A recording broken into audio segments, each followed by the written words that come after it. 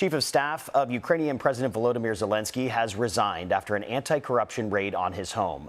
Andriy Yermak has been a close advisor to the Ukrainian leader and had been a lead negotiator for Kyiv in peace talks. The resignation comes as U.S. Special Envoy Steve Witkoff is set to travel to Russia next week for talks on a possible deal to ending the war. But speaking yesterday, Putin warned Kyiv must withdraw its forces from territories claimed by Russia for the fighting to stop. And for more on that, I'm joined by Lieutenant General Ben Hodges. He previously served as the commanding general of the U.S. Army.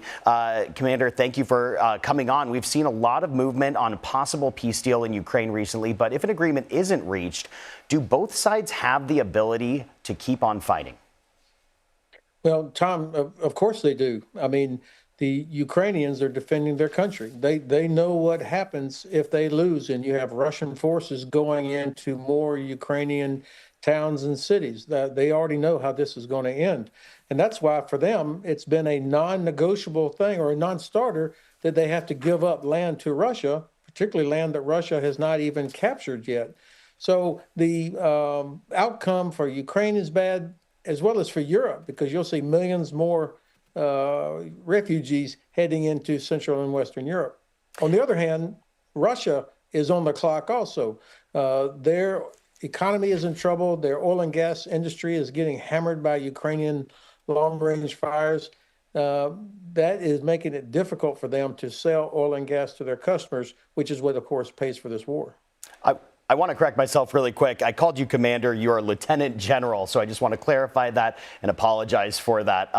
Moving on, we're looking ahead to winter, which is setting in, and the battle lines begin to freeze in Ukraine. So how would you assess 2025 for Kyiv and Moscow as we look ahead?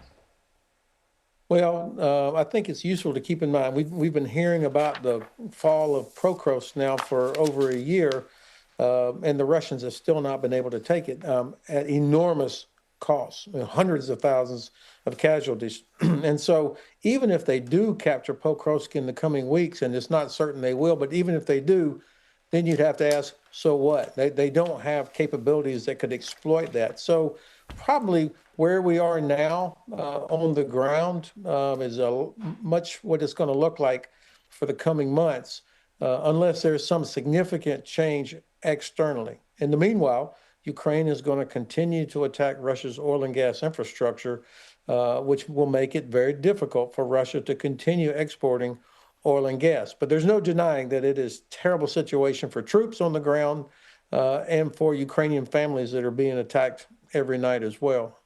And Lieutenant General, we have just about 30 seconds. So quickly, as for peace negotiations, what security guarantees will be acceptable to Ukraine and U.S. allies in Europe?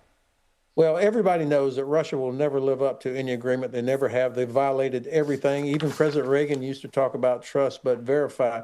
So we have to make Ukraine look like Finland, strong and indigestible. There's a reason the Russians never attacked Finland after the Second World War. Yeah, certainly a topic and an issue that so many people are following around the world. Lieutenant General Ben Hodges, we appreciate your insight. Thank you so much for coming on.